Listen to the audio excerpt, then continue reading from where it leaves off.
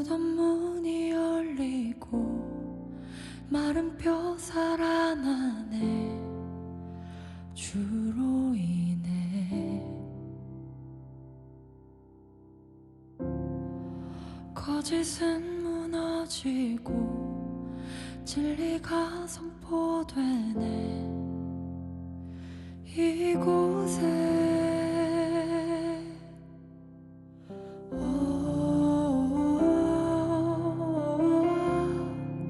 생기가 불어오네.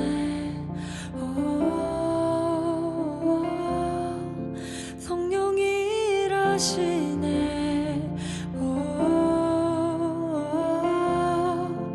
회복이 일어나네. 부흥이 시작되네.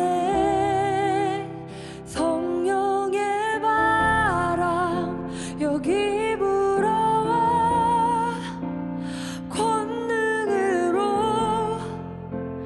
임하시네. 거룩한 세대 여기 일어나 주님의 뜻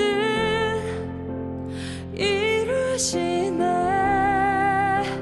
성령의 바람 여기 불어와 권능으로 임하시네. 거룩한 세대 여기 일어나 주님의 뜻 이루시네.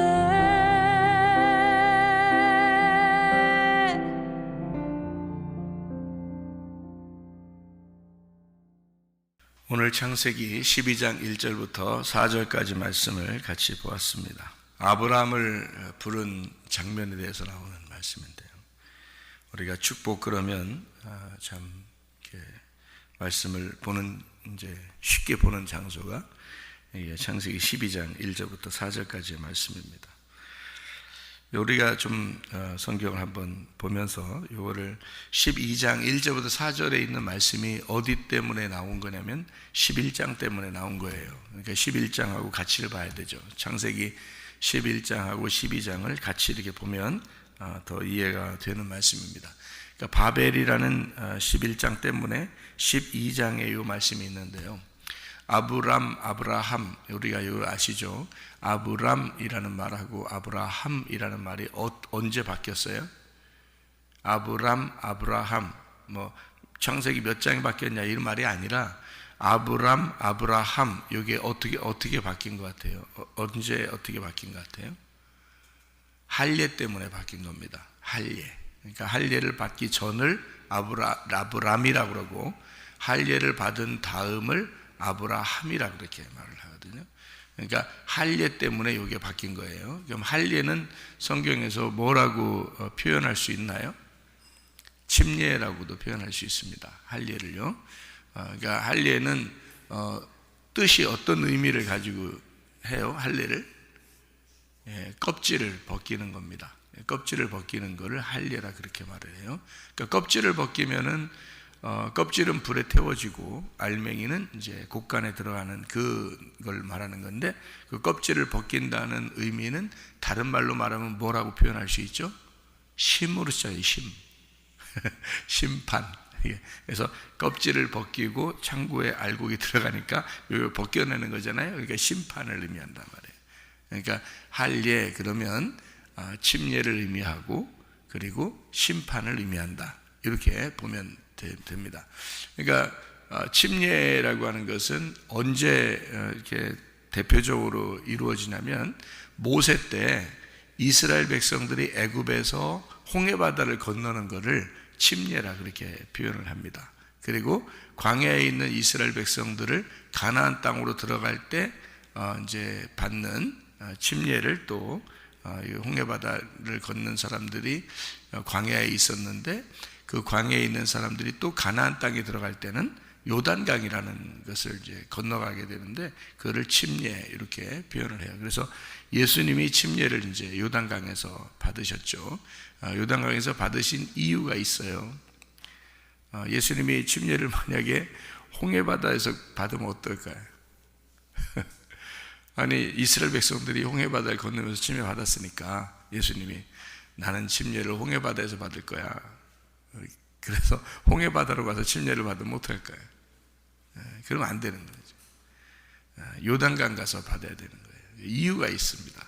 왜 이유가 있냐면 예수님은 이 땅에 내려오신 목적이 있어요. 목적이 뭐냐면 예수님은 죄인들을 위해서 이제 십자가 못 박혀 돌아가시기 위해서 이 땅에 오셨죠. 그런데 어느 땅에 왔어요?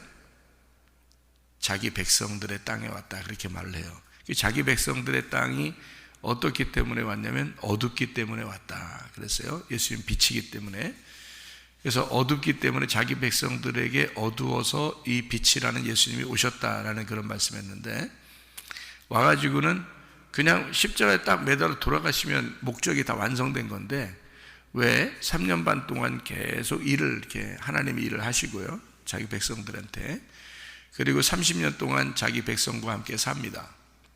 그러면은 이게 왜 그렇게 자기 백성한테 와서 자기 백성들과 함께 살고 그리고 거기서 3년 반 동안 아버지 일을 거기 안에서만 이렇게 하시냐면은, 거기에 있는 사람들이 어떤 사람들이었기 때문에 그러냐면요, 하나님을 잘 믿고 있는 사람들이었기 때문에 걸려온 거예요.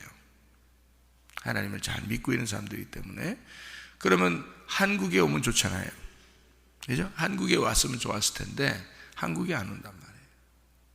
유대인들에게, 이스라엘 백성들에게 왔다. 왜냐하면 그 사람들은 원래 조상이 아브라함이에요. 아브라함 조상 자손들에게 왔다는 거죠. 성경은 어느 민족에 대해서 이렇게 역사적으로 쭉 썼냐면 이스라엘 백성들에 대해서 성경을 쓴 거기 때문에 그 나라 백성에게 예수님이 이제 찾아온 거죠. 그러니까 다른 나라 백성들에게 예수님이 찾아왔다면은 아마 홍해바다에서 침례를 받았을지도 모릅니다. 그런데요, 자기 백성에게 왔잖아요. 그럼 자기 백성들은 뭐 하는 사람들이에요? 하나님의 말씀을 잘 아는 사람들이에요. 성경을 잘 아는 사람들이라고요. 그러니까 뭐에 매여 있는 사람들이냐면 율법에 매여 있는 사람들이었어요. 그러니까 율법에 매여 있는 사람들이니까 어디에 있는 사람들이에요? 애굽, 광야, 가나안. 그럼 어디에 있는 사람이에요? 광야에 있는 사람들이에요. 광야에 있는 사람들에게 예수님이 온 거예요. 그럼 광야에 있는 백성들을 가나안 땅으로 데리고 들어간 사람이 누구죠? 여호수아입니다. 그러니까 예수님은 어떤 역할을 하는 거예요? 홍해바다를 건너는 역할을 해요? 요단강을 건너는 역할을 해요? 요단강을 건너는 역할을 해야 되는, 그래서 오신 거니까 요단강에서 침례를 받는 거라 이 말이에요. 그러니까 이게 침례가 두 가지가 나와요. 홍해바다를 걷는 것과 요단강을 건너는 것. 그래서 이걸 다 침례라 그러는데요, 애굽에서 나올 때하고 광야에서 이제 가나안 땅으로 들어갈 때하고 이렇게 해서 그 요단강에서 예수님이 침례 받은 것은 심판을 의미하는 겁니다. 자기를 죽이면서 심판을 의미해요. 그리고 광야에 있는 하나님의 백성들을 가나안 땅으로 데리고 들어가고자 하는 것입니다. 그러면은 여러분을 어떻게 하겠어요? 교회로 데리고 나와요, 하나님이. 그런 다음에 여기서 이제 율법이라는 것을, 껍질이라는 걸 제거하고 그 껍질을 불에 태우고 알곡을 모아서 가나안 땅으로 데리고 들어가고 싶어서 그러는 거거든요. 그게 이제 요단강 건너신 예수님이라고요. 요단강에서 죽으신 예수님. 그래서 요단강에서 죽고 가나안 땅에서 부활하는 겁니다. 이렇게 성경이 예수님에 대한 이야기를 우리가 이제 성경을 통해서 쭉 이제 볼 수가 있는데요. 할례라고 하는 게 왜 이렇게 중요하냐 그러면, 할례는 침례를 의미하기 때문에 그런 거고요. 그게 심판을 의미하기 때문에 그런 것입니다. 그것이 홍해바다를 건널 때도 그랬고 요단강 건널 때도 그랬고요. 다 뭘 의미하냐면 죽음을 의미한다 이거죠, 할례라는 것은. 그래서 할례는 육체를 벗겨내고 죽는 것을 의미해서 이 우리의 그 죽음, 그러니까 내 속에서 내가 죽는 걸 말하는 거죠. 내 속에서 내가 죽는 걸, 그거를 할례라 그렇게 말을 해요. 그러니까 아브람을 불러서 아브라함을 만들 때는 할례라고 하는 그 과정이 있었단 말이에요. 할례를 통해서 아브라함을 만들어요. 그럼 아브람일 때 아기를 낳은 아기가 있어요. 아브람일 때 그게 이스마엘이고요. 아브라함일 때 아기를 낳는 것은 이삭입니다. 그러니까 하나님은 성경을 이삭에 대한 내용을 쓴 거고요, 이스마엘 내용을 빼버리는 겁니다. 그러니까 이쪽 아브람일 때 아기를 낳은 것은 너희가 흙에서 나온 것이다, 이걸 빼버리자. 그리고 껍질을 벗겨내고 할례를 받고 난 다음에 하늘에서 나온 아들, 그러니까 하나님이 껍질을 벗겨내고 알곡으로 나온 아들에 대한 역사를 쓰자. 이것이 이삭에 대한 이야기고요. 그래서 아브라함과 이삭 이렇게 나오는 거죠. 아브라함과 이삭과 야곱의 이스라엘, 이렇게 나오는 역사책이 성경이란 말이에요.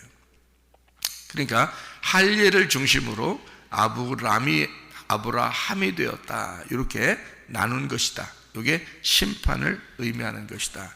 이거를 우리가 이해하면 되죠. 그러니까 아브람이라고 하는 사람을 부를 때 아브라함을 불렀어요, 아브람을 불렀어요? 아브람을 불렀어요. 아브람을 부를 때 누가 불렀어요? 하나님이 부르셨어요. 아브람이 불러달라는 거 아닙니다. 아브람이 불러달라는 거 아니고 하나님이 부르셨어요. 그러니까 이 하나님이 부르신 것이 이제 축복이죠. 그러니까 여러분, 축복받는 것은 어떻게 보면 하나님의 선택에 의해서 축복을 받는 겁니다. 하나님이 아브람을 선택을 했어요. 그냥 가만히 있는데 선택했어요. 이 아브람이 12장, 창세기 12장 전에 11장에 나올 때는요, 11장은 바벨탑에 대한 유명한 이야기입니다. 바벨탑에 대한 유명한 이야기가 나오고 바로 이어서 셈의 자손에 대해서 셈의 족보를 나오고 그 다음에 데라의 족보가 나오면서 아브람을 소개하거든요. 기껏 해봐야 바벨탑의 후예들입니다. 바벨탑의 후예들이기 때문에 이 사람들은 우상숭배자들이에요. 하나님을 믿고 있지만 막연한 하나님을 믿고 있는 거란 말이에요. 막연히. 그러니까 교회 다니면서도 막연히 하나님이 계실 거야, 뭐 하나님을 내가 믿어, 이렇게 막연히 갖는 사람들은 11장, 창세기 11장에 바벨탑의 우상숭배, 하나님을 믿는 사람들이다. 하나님을 찾아가려고 하는 거죠. 하나님 찾아가려고 막 하나님 막 부르면서 하나님 찾아가고 싶어서, 그런 사람들을 창세기 11장의 신앙이라 그렇게 말을 하고요, 창세기 12장은 하나님이 찾아오는 신앙이에요. 하나님이 찾아오는 예배.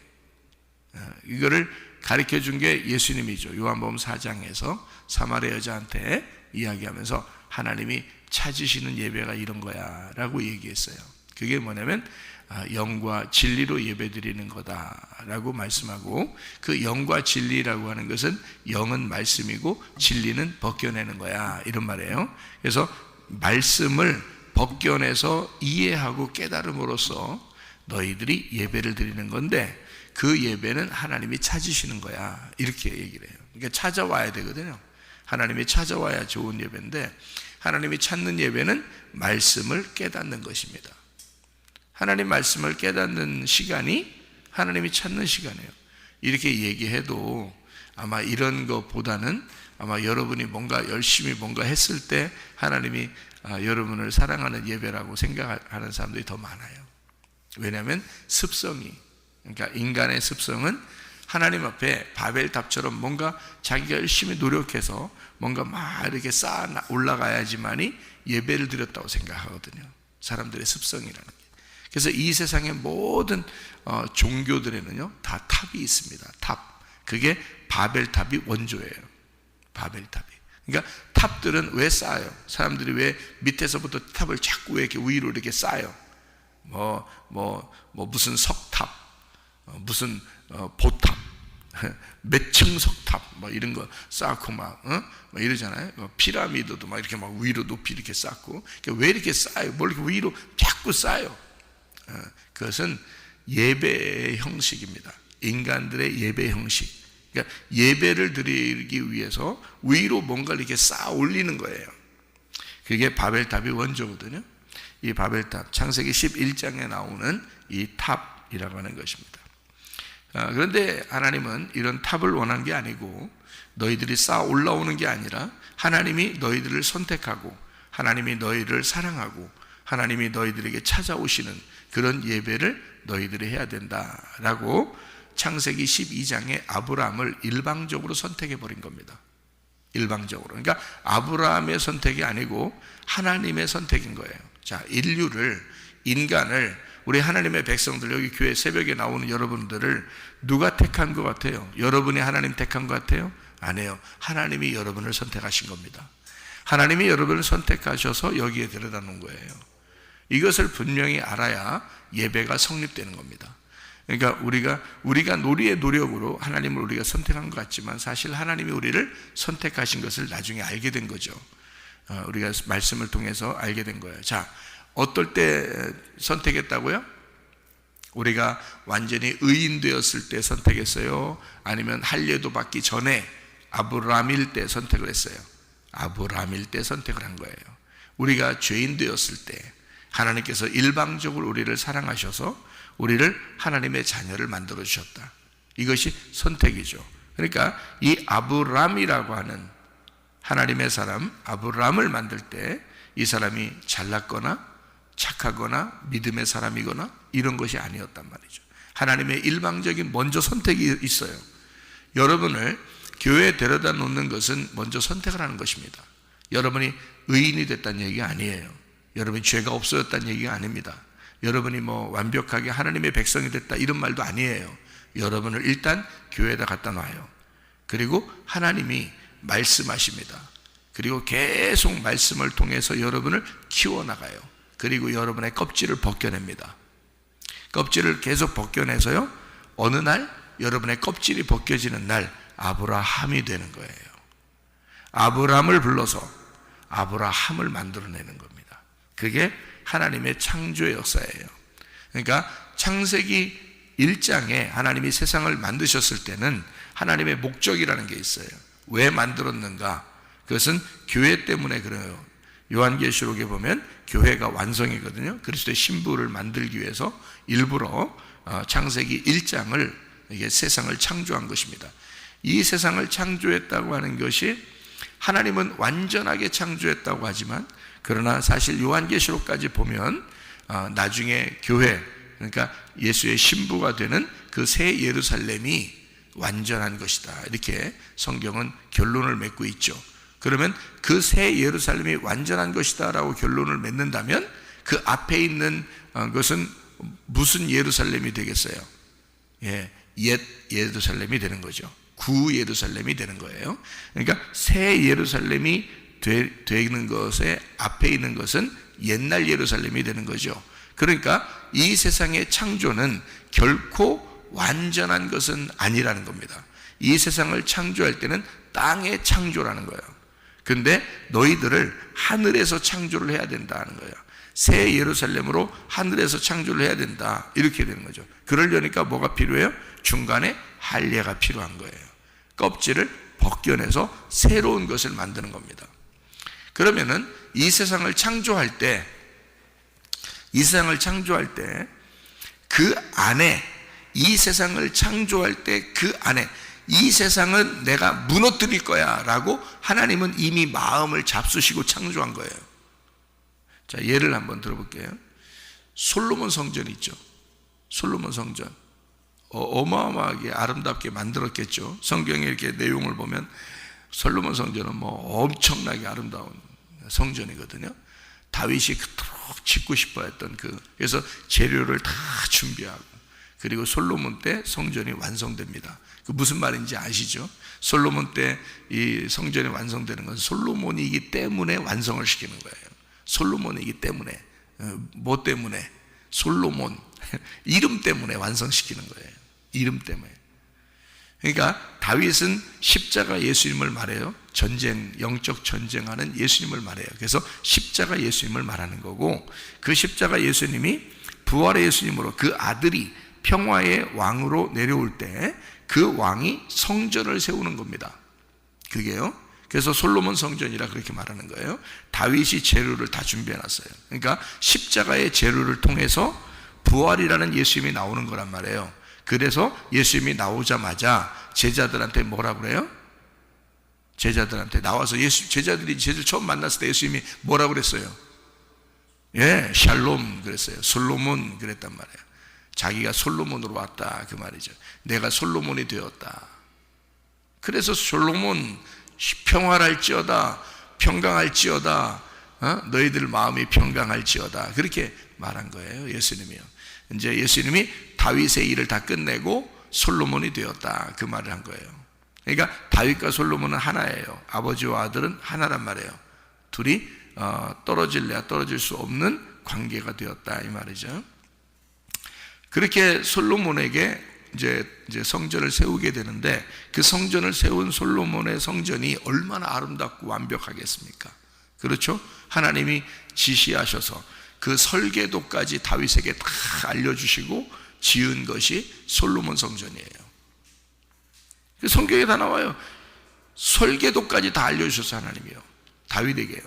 그 정도로 완벽하게 지은 게 솔로몬 성전이에요. 무너졌어요? 안 무너졌어요? 무너뜨려요. 그것도 무너뜨려버려요.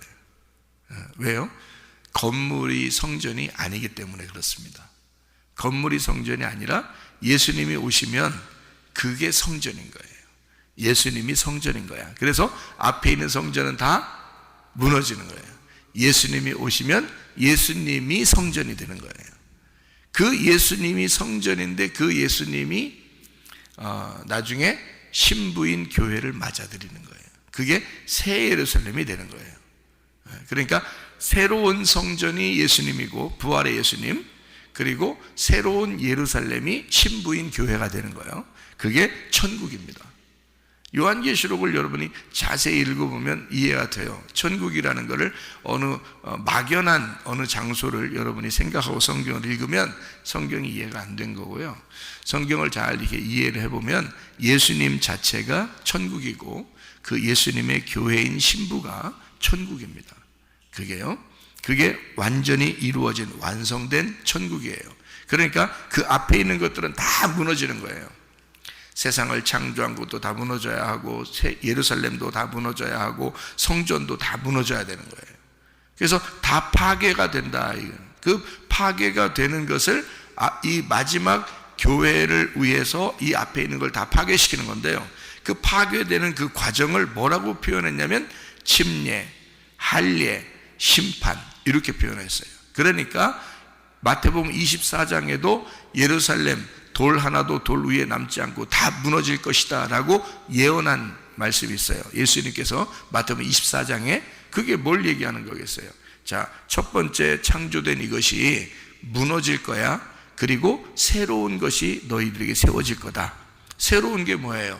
예수님이 새로 세워진다는 얘기예요. 그러니까 앞에 있는 건 뭐라는 거예요?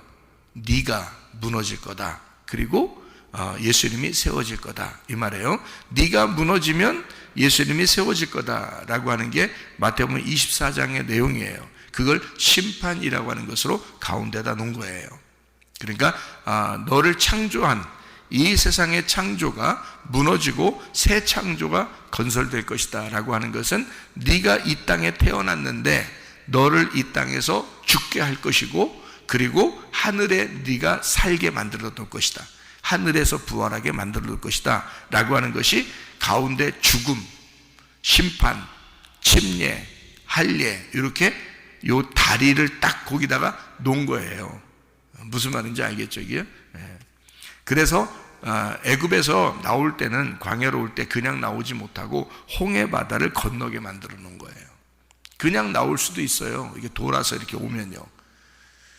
어차피 광야에서 40년 동안 이스라엘 백성들이 돌아다닐 거라면 하나님이 그런 계획이라면 홍해 바다를 안 건너고 천천히 돌아서 오면 돼요. 땅으로. 근데 그렇게 안 하고요. 홍해 바다를 꼭 건너서 오게 만듭니다. 왜냐하면 심판을 경험하게 만들어져요. 요단강도 그냥 이렇게 그냥 건널 수 있는 장소도 있어요. 그런데 그 건너지 못할 물이 창대하게 해가지고 거기서 완전히 물을 갖다 씨를 말려서 그 사이를 이렇게 건너가게 그렇게 만들어 놓습니다. 그러니까 완전히 심판을 건너와야 하나님의 축복이 있다라고 하는 것을 알려주는 내용입니다. 창세기 1장 1절에 보면 태초에, 자 시작부터 그 머리가 하나님이, 머리가 되신 하나님이 하늘과 땅을 창조했다. 이게 무슨 어떤 거 창조했다고요? 요한계시록에 나오는 새 창조라고요? 옛날 창조라고요? 옛날 창조라고요. 그래서 창세기에는 옛날 창조, 요한계시록에는 새 창조가 나오는 거예요. 그래야 이게 성경이 딱 하나로 엮어지죠? 시작과 끝이, 그죠? 그래서 알파와 오메가라 그러는 거예요. 그러니까 알파가 없으면 오메가가 없는 거야. 왜 그럴까? 창세기 1장에 1절에 머리 되신 하나님이 세상, 하늘과 땅을 창조했다라고 할 때 그 머리 되신 하나님은 이 세상을 왜 창조했겠어요? 머리니까 왜 창조했겠어? 머리니까 뭐가 필요해서? 몸이 필요하니까 창조한 거야. 머리만 되신 하나님이 몸이 필요해서 이 세상을 창조한 거란 말이에요. 그러니 그 몸이 뭐라고 성경에서 우리에게 소개해요?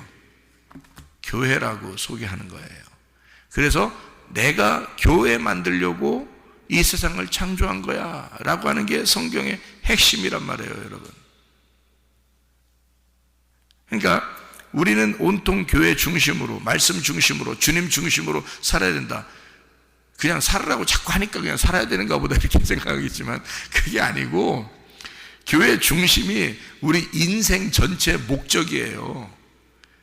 주님 중심, 말씀 중심이 우리 인생 전체의 목적이야. 이 땅에서 살아가는 목적이야. 마지막 죽을 때 딱 되면요, 아, 내가 교회를 위해서 살았구나. 그러면 인생 잘 사는 거야.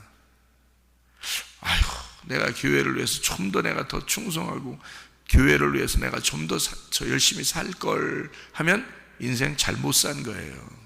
이 땅에서 어차피 죽을 건데, 어차피 그 죽는 날은 그날 어차피 오는 날인데, 그 죽을 때 내가 이왕이면 교회하고 내가 좀 더 살 걸, 이런 생각을 가지면 인생 헛산 겁니다.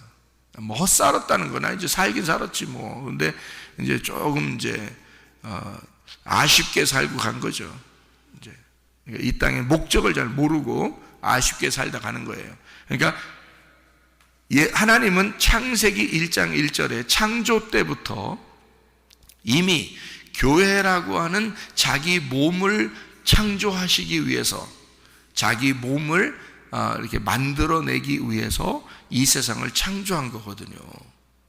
여러분이 아닌데요, 그런 것 같지 않은데요, 이렇게 여러분이 주장하신다면 여러분 이제 뭐 대화가 안 되는 거죠.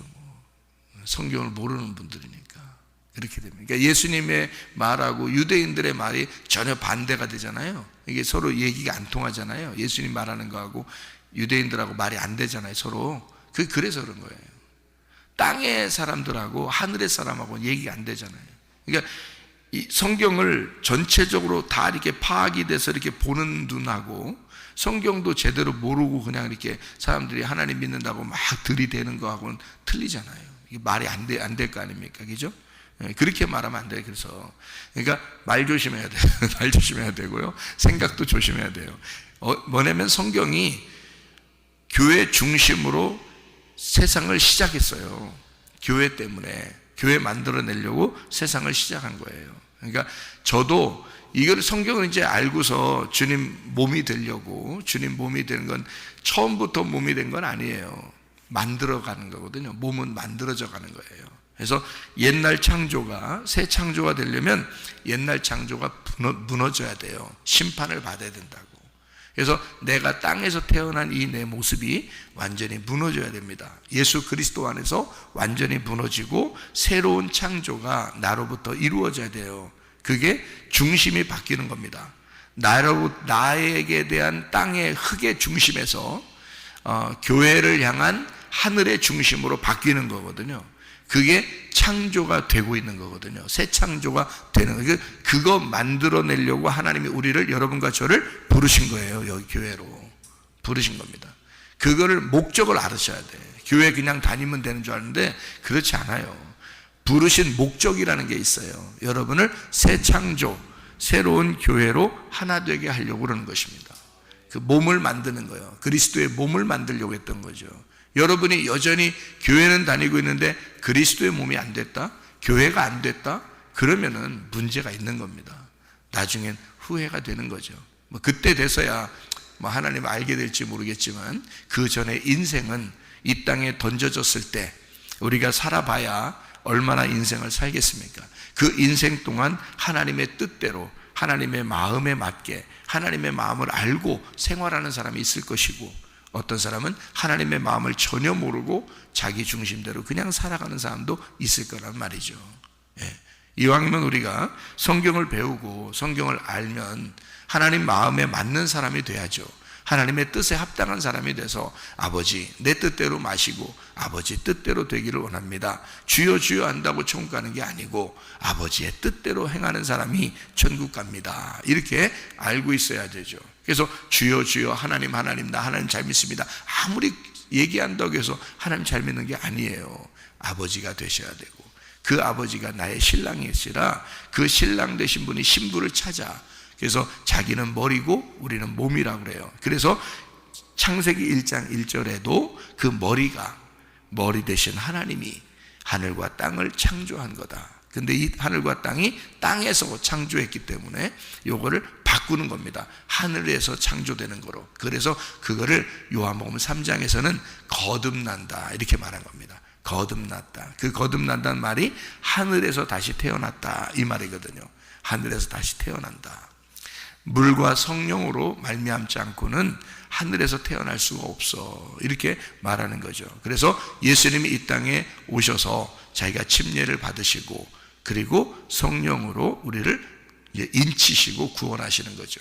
그런 말은 무슨 말이냐면 이게 침례를 껍질을 벗겨내고 죽이고 그리고 알맹이를 건져낸다. 이것이 이제 침례고 할례라고 하는 그런 내용이거든요. 그래서 그 과정이 꼭 필요해요. 이 과정을 통해서 새로운 것이 나오니까 그런 겁니다.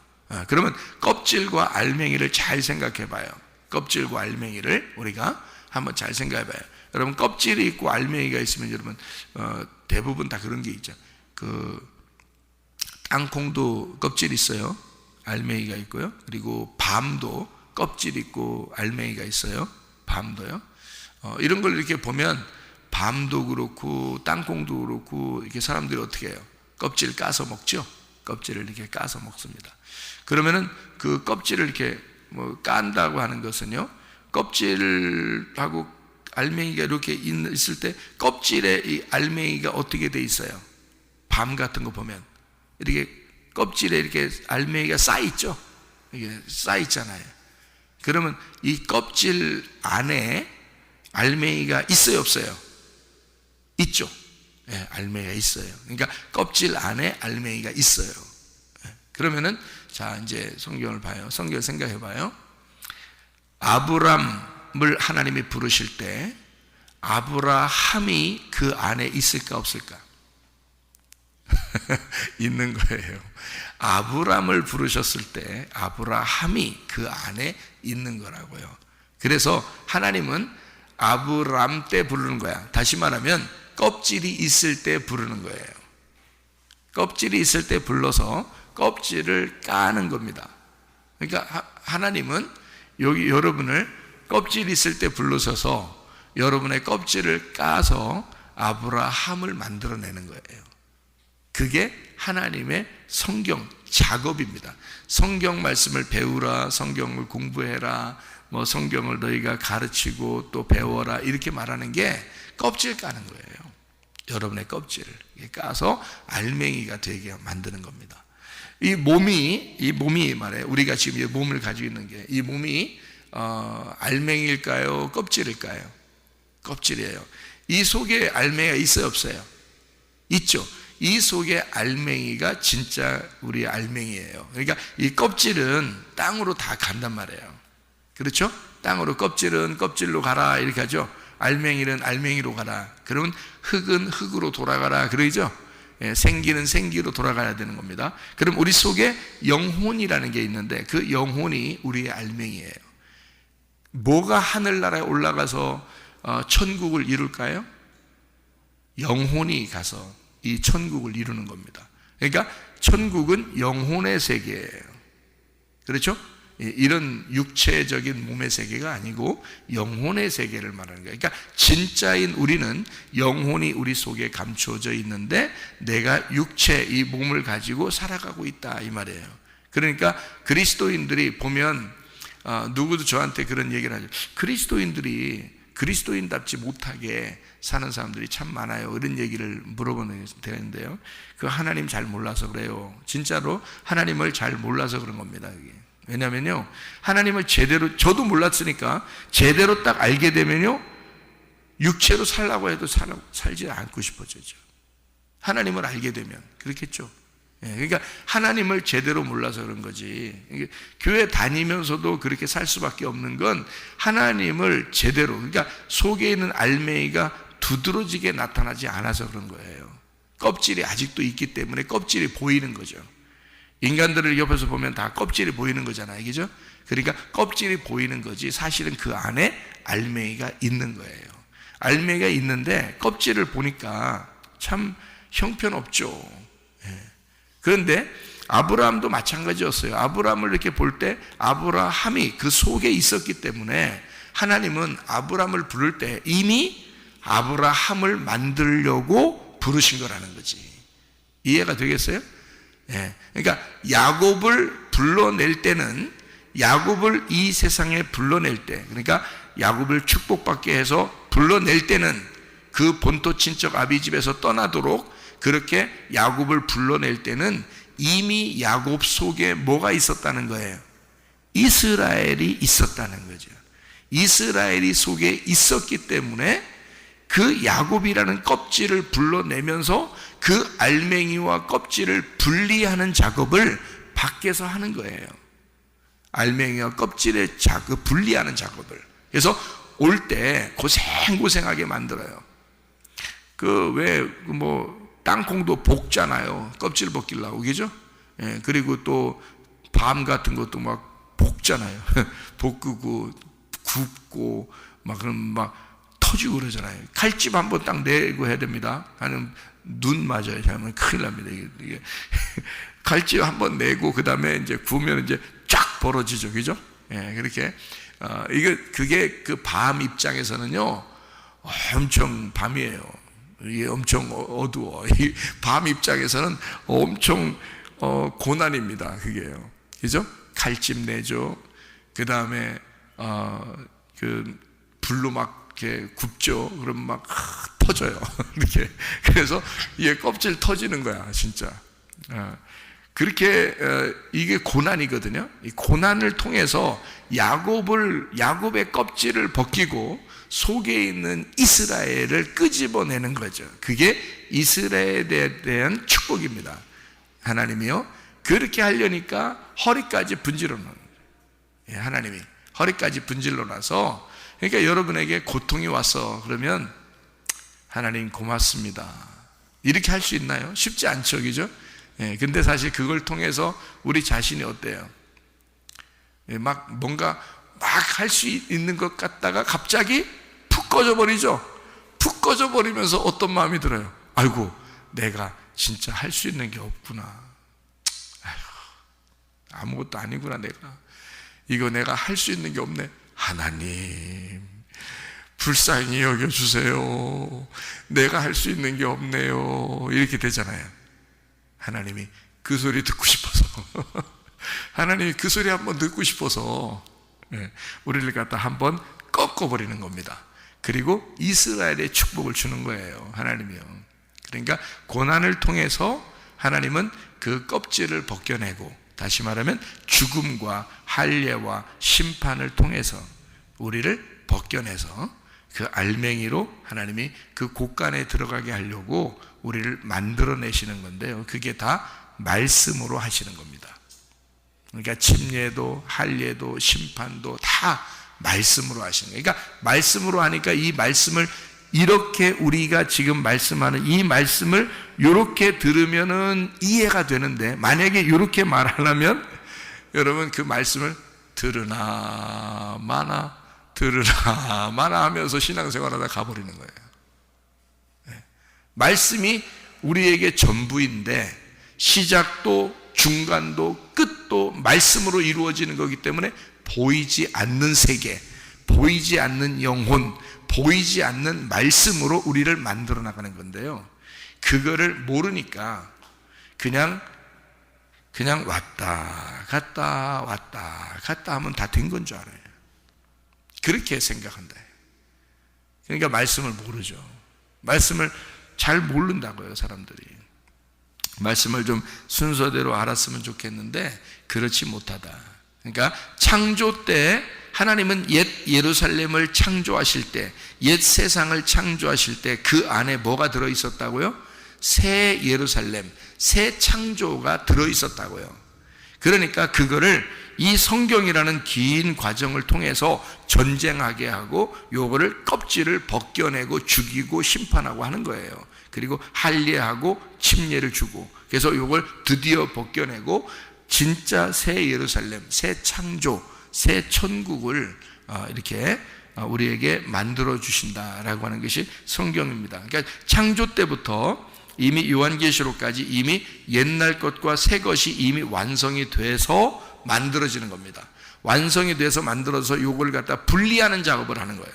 분리해서 껍질을 벗겨내고 새 알곡을 갖다가 끄집어내는 거, 이것을 끝냈다, 다 이루었다, 완성했다, 이렇게 말하는 거예요.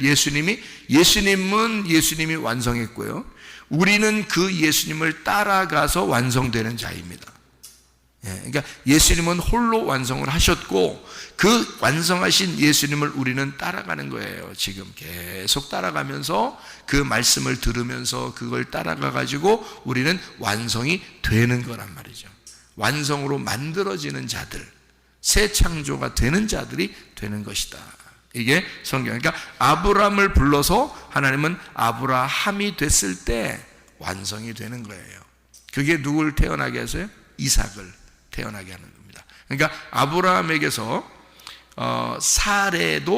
사레가 원래는 이게 그 아브라함이 할례 받기 전에는 사레였거든요. 사레. 근데 이게 이제 사라가 됩니다. 사레였을 때는 아기를 못 낳아요. 죽은 배예요. 죽은 배. 근데 아브라함이 되니까 그 사레가, 죽은 배가 열리는 겁니다. 그래서 그 죽은 배가 부활의 배가 되는 거예요. 그 부활의 배에서 누가 나오냐면 이삭이 출생하는 겁니다. 그러니까 아브라함이 되니까 어떻게 해요? 축복의 사람이 돼서 사례를 축복을 전달해 주고, 그 축복이 이삭이었습니다. 이삭이라는 씨를, 축복을, 복을 갖다가 그 배에 집어넣고 그 사례가 사라가 됨으로써 이삭이 출산돼서 부활의 영광을 맛보는 겁니다. 그게 사례가 사라된, 다시 말하면 아브라함이 된 그 역사예요. 그러니까 아브라함이 이제 아브라함 보고 창세기 12장의 1절부터 4절에 보니까 하나님이 어떻게 만드냐면 이렇게 만들어요. 하나님 일방적으로 아브라함을 부릅니다. 아브라함 속에는 아브라함이 들어있어요. 하나님의 씨가 들어있습니다. 그런데 그게 아직 밝혀지질 않았어요. 왜냐하면 껍질이 가둬져 있기 때문에 밝혀지지 않았어요. 그랬더니 하나님이 아브라함을 불러서 뭐라고 얘기하냐면, 내가 내 이름을 창대하게 할 것이다. 그리고 너에게 땅을 줄 거다. 내가 지시할 땅으로 너는 가야 된다. 그리고 너에게 이제 아들도 줄 거다. 이제 나중에 아들도 주는 겁니다. 그 땅이 아들이고요. 그 지경, 그 축복, 그것이 아들입니다. 그러니까 아들과 땅을 준다는 그 축복을 하나님이 약속하는 거예요. 근데 그 속에 들어있는 건데 아브라함이 모르잖아요. 그러니까 껍질을 벗겨내기 전까지 몰라. 선택을 해. 껍질이 있는 상태로 선택을 해서 껍질을 막 벗겨냅니다. 그리고 할례를 행하요. 그게 할례예요. 할례. 이 할례가 굉장히 중요한 거예요. 아브라함 때 할례를 하나님이 하시라고 한 거예요. 아브라함에게, 왜냐면 이게 할례를 통해서 이게 성경을 설명해 줘야 되니까 그런 거예요. 그래서 아브라함은 할례를 받고 엄청 아팠을 거 아닙니까? 그 엄청 아프면서 하나님 말씀을 깨닫는 거예요. 이렇게, 야, 이 말씀이 이렇게 되어 있구나, 이렇게 막 깨닫는 거예요. 그래서 할례를 통해서 이 말씀을 깨닫는 거예요. 보세요. 아브라함을 불러서 아브라함을 만드는데 거기 뭐 쓰기가 다 들어있죠. 그러니까 복이 될 거야. 네가 복이 될 거야. 그러니까 그러면 아브라함이 이제 아브라함일 때는 사레한테 씨를 줬어요, 못 줬어요? 못 줬어요. 사레한테 씨를 못 줬어요.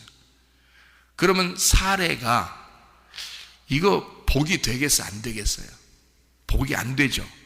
복이 안 돼요. 그러니까 늘 죽어 있는 배로서 자기 자신을 한탄하면서 살겠죠, 이 사례가. 그죠? 왜냐면 여자로서 몸이 죽은 몸이니까. 그러니까 거기다가 또 늙었네. 그러니까 이건 완전히 경수도 끊어지고 자기는 다 이제 끝났다, 이렇게 여기는 여자였단 말이에요. 그 여자에게 아브라함이 되니까 어떻게 돼요? 아브라함이 되니까 이 여자를 살려주는 거야. 이 여자에게 생명을 주는 거야. 이 여자에게 씨라는 생명을, 복을 전달해 주는 거야. 그래서 여기서 말하는 복은 그 씨예요. 아브라함이 된 씨, 그가 누굴까요? 예수. 예수가 그 복이 되는 거란 말이에요. 그래서 이 복이라고 하는 그 단어는 베레크, 바라크에서 나오는 건데요, 이 베레크라고 하는데 이게 뭐냐면 무릎을 꿇다, 찬양한다, 그런 축복한다, 그런 단어거든요. 그리고 이게 선물이라는 단어예요. 선물, 베레크는 이 선물이라는 단어인데요. 바레크, 베레크, 바라크, 이게 다요 선물, 그리고 축복, 그리고 무릎을 꿇다라는 단어예요. 그러니까 여러분, 무릎 꿇는 건 항복이죠. 굴복하고 항복하는 겁니다. 주님께 항복하면 그러면 그게 축복인 거예요. 하나님 우리를 항복시켜, 야곱을 완전히 항복시키고 그 다음에 이스라엘 축복을 줘요. 아브라함을 완전히 항복시키고 아브라함이라는 축복을 줍니다. 그러니까 하나님은 이렇게 항복시켜. 그게 축복이에요. 무릎을 꿇게 만들어. 자, 이거를 이제 제가 설명을 해볼게요. 아브라함을 불러서 아브라함에게 하나님이 축복합니다. 내가 너에게 복을 주며, 자, 요거를 무릎으로 이제 봐요. 그러면 내가 너를 나에게 복종하는 자로 만들 것이며, 내가 너를 나에게 항복하는 자로 만들 것이며, 내가 너를 나에게 굴복하여 무릎을 꿇는 자로 만들 것이며, 그리고 네가 어디에 가든지 복이 될 것이다. 네가 어디 가든지 그 사람들을 항복시키고 굴복시키고 그들을 복종하게 만들 것이다. 누구에게? 하나님에게. 네가 하나님께 복종하는 자가 됐으니 너를 통해서 다른 모든 사람들이 너를 통해 무릎을 꿇는 자가 될 것이다. 이게 축복이란 말입니다. 복이란 말이에요. 그게 선물이라는 거예요. 하나님의 선물을 주겠다. 하나님의 선물, 그게 축복이라는 단어거든요. 내가 너를 나의 선물이 되게 할 거야. 네가 가는 곳마다 너를 통해서 복이 되게 할 거야. 너를 통해서 선물이 되게 할 거야. 그러니까 죽었던 사레의 배가 사라가 됨으로써 아브라함이 됐을 때 아브라함의 씨를 전달해서 그 죽은 자가 부활하는 거란 말이에요. 하나님의 선물을 받으니까, 하나님의 선물 아브라함을 받으니까 그 배가 살아나더라, 그 말이에요. 여러분이 가는 곳마다 사는 역사가 일어나야 됩니다. 여러분이 하나님의 선물이니까. 여러분이 가는 곳마다 하나님 앞에 굴복하는 자들이 많아져야 합니다. 왜냐하면 여러분이 하나님 앞에 굴복된 자니까. 여러분이 하나님 앞에 복종하는 자니까 여러분을 통해서 다른 사람이 하나님께 복종하는 자들이 생겨나야 되는 거죠. 여러분이 하나님의 진짜 복받은 사람이니까 다른 사람들도 여러분을 통하여 복받는 사람들이 되어야 되는 것입니다. 여러분, 죽었던 내가 살아나 주님 만났어요. 나를 통해서 다른 사람들이 생명을 얻게 되는 거죠. 그게 아브라함의 축복입니다. 이런 아브라함의 축복이 여러분 모두에게 있으시기를 바랍니다. 기도하겠습니다.